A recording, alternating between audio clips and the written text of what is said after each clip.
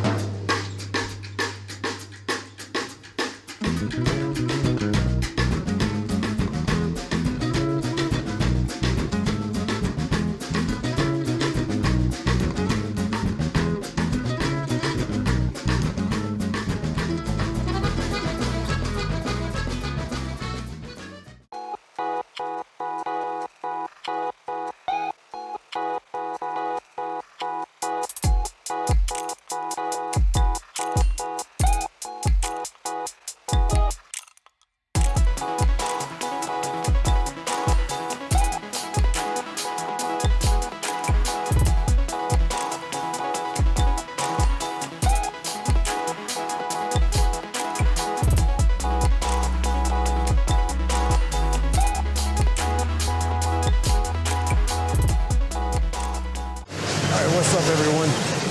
I just jumped off the bus. Now I'm going to go walk and try to find this place that I want to eat at. I want to keep it a surprise till I get there. I'm going to make sure it's open. Google says it's open, but sometimes Google's not always right here. All right, the place that I jumped off the bus at is called Cologne here in Toluca. And there's a lot of trees, a lot of restaurants. Just a nice place to walk. One of my favorite places to walk here in Toluca. It's not a park, but it's very relaxing like one. When you're here in this area of Toluca, it really doesn't feel like you're in Toluca at all. So it's like kind of like a little getaway, even though it's still a big city.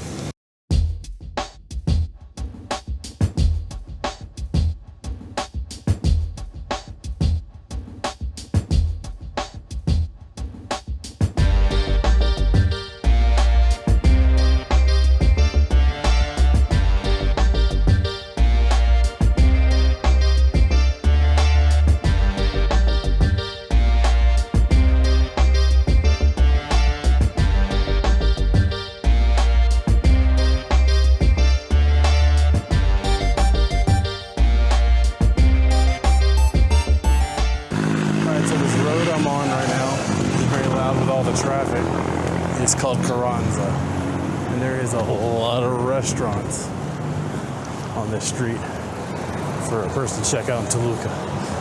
I've had a few of them and they're really good. So you get tacos, hamburgers, all types of food here. It's really shaded by the trees. This part, well, this whole area has a lot of trees. It makes it a lot cooler here. It makes it a lot cooler here, and that's what I like about it. So, here we are, Mr. Smash Burger. Wasn't too far, this is where we're going. Okay, I tried to get something to eat at Mr. Smash Burger, but at the moment they don't have french fries. So it's in about 20 minutes. I'm gonna walk around, see what I can find, and I'm gonna come back to this place because it looks pretty good. So, here we go, 20 minutes walk and then I'll be back. Like I said earlier, the guy said 20 minutes to wait for fries, and I want fries with my burger because it's Mr. Smash Burger. So I'm gonna go do what I plan to do anyways after eating, which is go downtown and see if I can find a book. There's a bookstore I like that sells books by Mexican authors. And especially for the culture. And I like reading those books. So let's go get one of those and then we'll come back and get something to eat.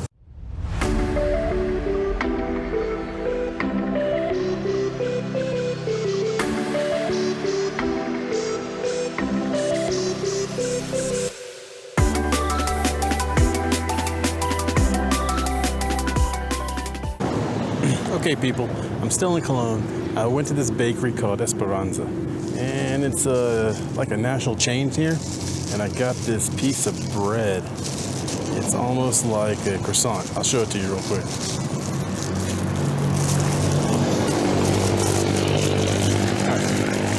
It's like they put it in a cupcake thing, and it has flakiness. It's flaky like a croissant. I've had it before, but I haven't recorded a video about it. So here we go. It's been a while since I've had one, so let's try it. So flaky piece of bread I'm gonna enjoy here on the way downtown, then come back and try Mr. Smash Burger. So far so good. It's a beautiful day. I feel relaxed. I feel great. I'm happy. Good to be here. All right, I just got done eating half of my piece of bread. It was too flaky to eat on camera. It made a mess, but it was delicious. A little bit of energy to get me downtown to the bookstore and to go from there. Such a beautiful area. Check this place out.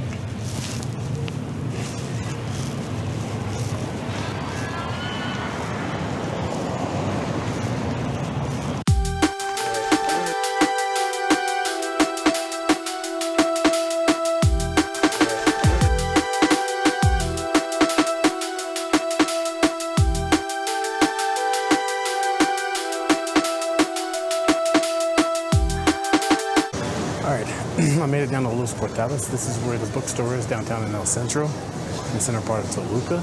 Looks like they still got a lot of the Christmas decorations up, and people are selling stuff on the streets. Here, they got different stalls. So we'll go ahead and walk around together and check it out. So it's not really bad of a walk from where I get off the bus in Cologne to here. It's about maybe 15 minutes at the most. So it's pretty good. It's very sunny today, but if you walk in the shade, it's really cool. Sun's, like I said, very strong today, but still not bad.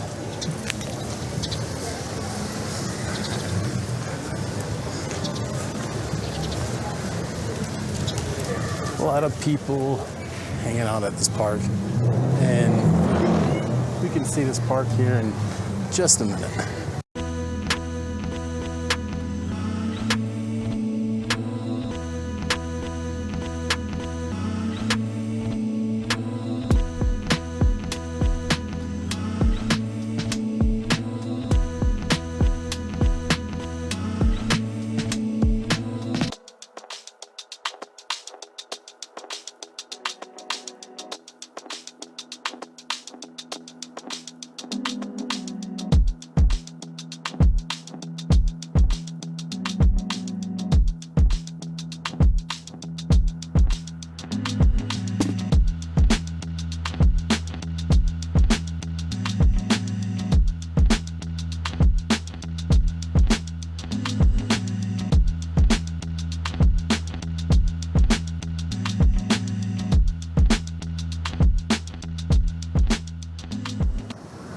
So like I said, I'm downtown. I've been walking around filming some B-roll for this vlog, and I can tell that they still have the Christmas decorations up here in Toluca.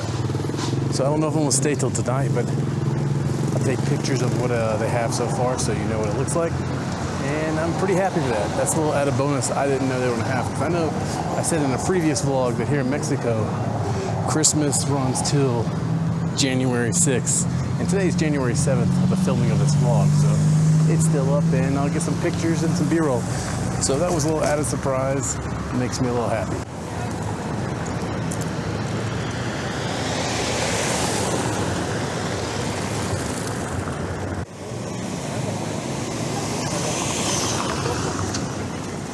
So they definitely have something going on.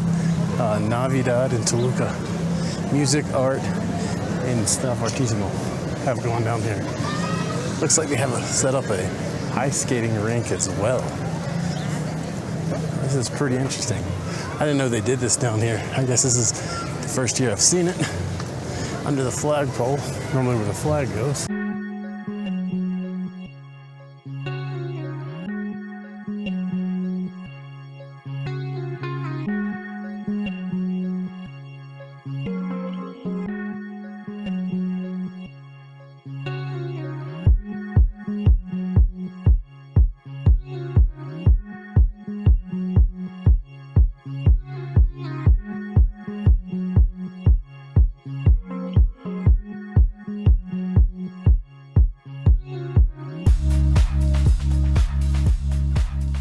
check it out, gang. I just found out you can walk in for free under the Christmas tree in Navidad de Árbol. So it's Navidad in Toluca. Let's go in here and check it out. A lot of people taking pictures, so hopefully I won't get in anybody's way. All right, we're inside. Let's do a 360 like this, all the way around, so I can do this and show you this part.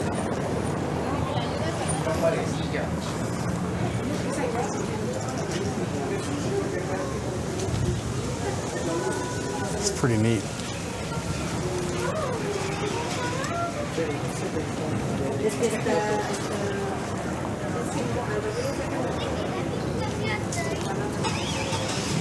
So, like I said, that was a little bit of a treat. So now let's go find the bookstore that I originally came here for and got a little extra. And everything's still Christmas, as I said earlier. So this is kind of cool. All right, side quest complete. I got the books at the bookstore. I'll put the name of it and some B-roll in the video so you know what it's called.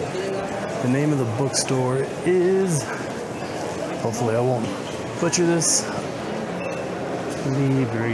Librería del Fondo Sor Juana Inés de la Cruz. This is the bookstore where I come to get authors, specifically Mexican authors, so I can practice Mexican Spanish, because some of these books are translated to Spanish from Spain, and they use different words than they do in Mexico, and I would rather learn this way. This is how I learn Spanish. I watch other vloggers in Spanish, and I read books in Spanish. I don't take really classes because I really don't want to sit in a classroom, and I don't like Duolingo. Duolingo is boring, and I've been told it really doesn't work anyway. So here we go. Now that this mission is complete, let's go on to our next one, which is Mr. Smashburger. Get something to eat because I'm a little hungry, and that will be another side quest done. I'm thankful for all the bonuses I got here, and that's great. So here we go.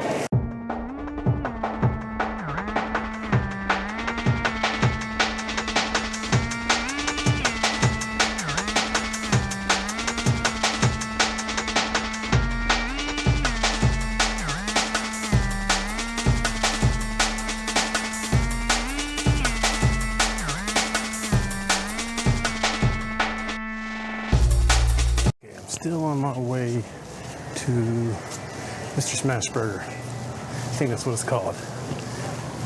And like I said, to practice a second language, it's a good idea to read. Reading as much as you can is the best thing to do. It really is.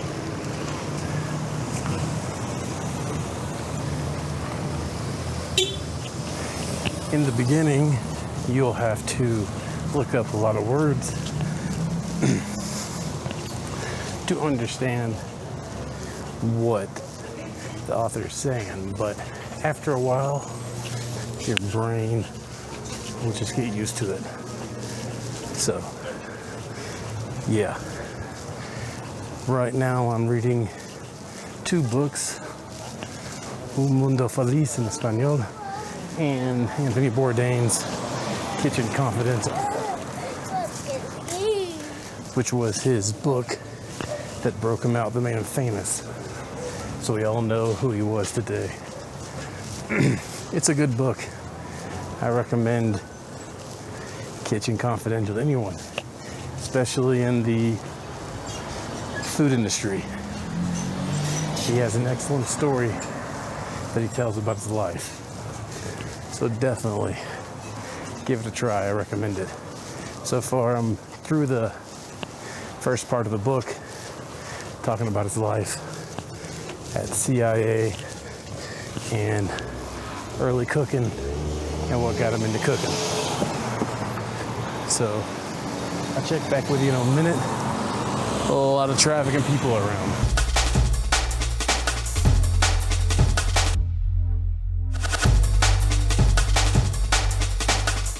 Made it to Mr. Smashburger. They took my order, ordered a double smash burger with fries and a drink. Wasn't too bad of a walk here, like I said earlier. So this place is pretty cool, pretty interesting, and I'll tell you how it is if you're in Toluca.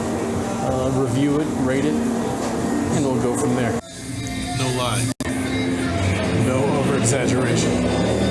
This has got to be the best cheeseburger in Toluca. Wow, look at this. It'll be upside down, or all that. Got jalapenos, lettuce, tomato, a garlic sauce. Fantastic. Great, juicy. Wow, this is really incredible. I'm coming back here again for sure. Okay, I just finished eating at Mr. Smashburger. Review, 10 out of 10, easily. Juicy. Came with lettuce, tomato, garlic sauce, like I said. I put jalapenos on it because I like jalapenos on my burger. But it's definitely good. The Google reviews give it 4.1. Those people don't know hamburgers that gave that, because that was definitely easily a 5-star burger for sure. No over exaggeration. It was delicious and I enjoyed it thoroughly. I will definitely be coming back to this place. So Mr. Smashburger was a hit. I got my books, saw a little extra of the Christmas setup in El Centro in the center part. So now I guess I'm just gonna go head home. There's nothing much else to do, and I'll probably conclude the vlog there. All right, I just made it back home from downtown, and I want to talk about the books I got.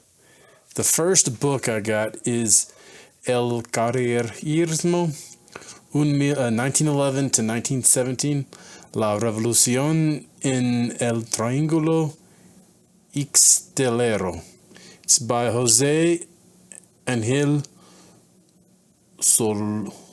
Solorio. And I looked up on ChatGPT the translation of it. And it's the revolution in the Ixtelero Triangle. That's the name of it in English. Okay, so the synopsis is: picture the Mexican Revolution wearing work boots and covered in plant fibers. That's this story. What is it about in human terms? This book tells the story of Carrerismo, a local revolutionary movement that erupted between 1911 and 1917 in a region called the Triángulo Ixtelero, an area famous for ixtal, a tough fiber pulled from agave plants and worked by poor rural laborers. So instead of glamorous generals and mustache legends on horseback, this is about peasant workers who lived off ixtal harvesting, grinding, poverty, and exploitation by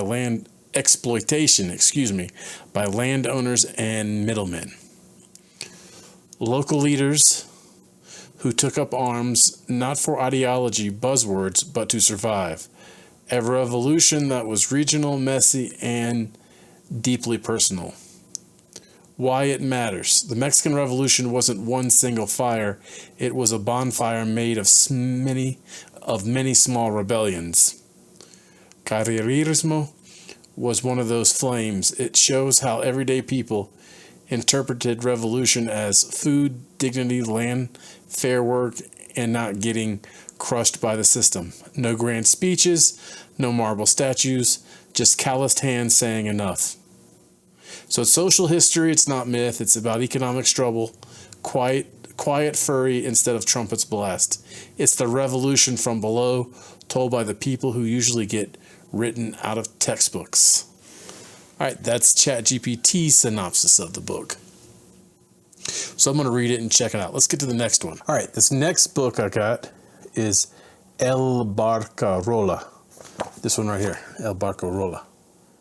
All right, so I got the synopsis of this book in English for those that want to know. This one's less history lecture and more myth with a knife in its boot. What El Barcarola is about, at its heart, this is a symbolic folklore tale of struggle, power, and resistance. Told like a song that knows how to bleed. That's what ChatGPT says. The title tips its hand. A barcarola is a rhythmic boatman song to the story, moves and beats and images, not straight lines. Think parable, not plot-heavy novel. What usually unfolds, a central figure, often a worker, rebel, or trickster type, a world tilted by injustice, authority, and exploitation, conflict that feels mystic, not personal, like the fight has been going on forever, violence and humor, dancing close like drunks at a wake. The sense that ordinary people carry history on their backs, whether they want to or not. The cover art gives away a man climbing, swinging tools or weapons, bodies below, chaos everywhere. That's not realism, that's allegory. It's saying this is how power is built, this is how it's challenged, this is what it costs. The vibe, folktale for adults, political without preaching, dark, playful, sharp edge. This is the kind of story that sounds simple until it isn't. All right, so that's this book, El Barcarola. It's by Edward Rojos Rebollero. Hope that's how you pronounce his last name. Probably butchered it. All right, and I have the last book I got. This one right here. This is Pancho Villa Countryman, Echo, EKO. EKO here suggests echo, mythic reverberation, not a strict biography. All right, this book is about Pancho Villa as a living echo, not a marble statue. What it's really doing, it isn't step-by-step biography.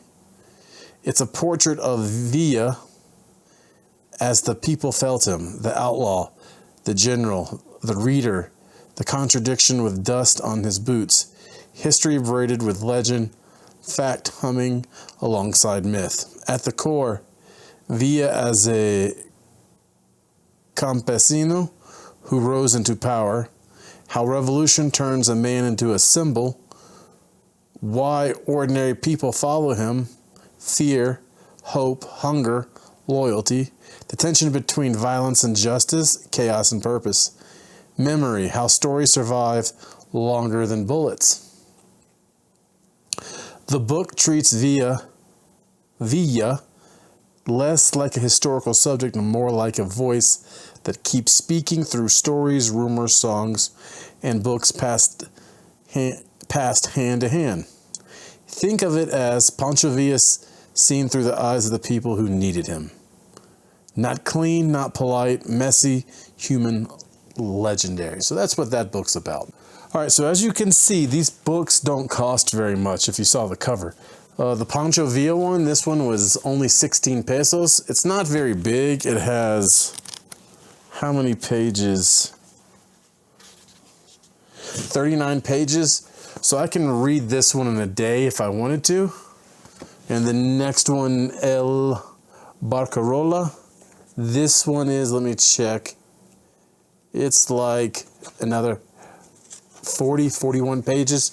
I saw the yellow one, El Barcarola.